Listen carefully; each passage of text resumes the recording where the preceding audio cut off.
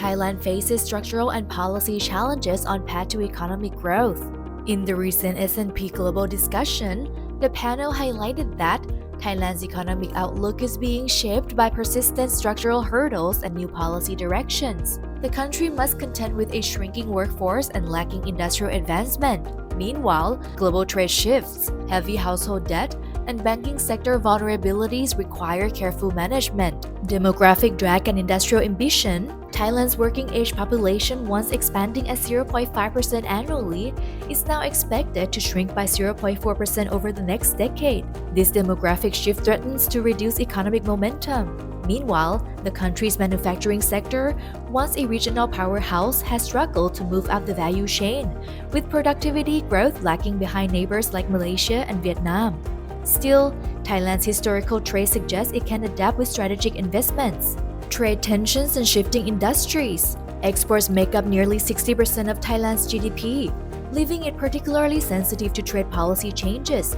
Especially from the US, some sectors stand to benefit, while foreign direct investment is flowing into industrial estates. Auto parts manufacturers are also diversifying away from China and capitalizing on Chinese EV investment in Thailand. Household debt. Thailand faces a serious domestic risk with household debt at nearly 90% of GDP, a level that is much higher than its regional peers. Most of this debt comes from consumption, not mortgages, making it harder for households to escape the debt cycle. Regulators are tightening lending rules to cut debt down to 80% of GDP in 5 years, hoping to avoid a longer-term crisis. Tourism, SMEs, and new growth engine. Tourism, which accounts for up to a fifth of GDP, remains below pre-pandemic highs. The panel noted that infrastructure upgrades, especially at Bangkok's crowded airports, are needed for growth.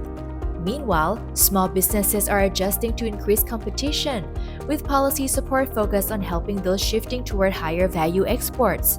Elsewhere, investment is targeting special economic zones, digital infrastructure, and electric vehicle manufacturing. FDI has seen steady growth inflows, particularly into the Eastern Economic Corridor. Banking stability and sector shift. Non-performing and weak loans pose risks, mainly due to household and SME debt. However, banks remain well capitalized, with institutions focusing on higher dividends and overseas expansion to drive future growth.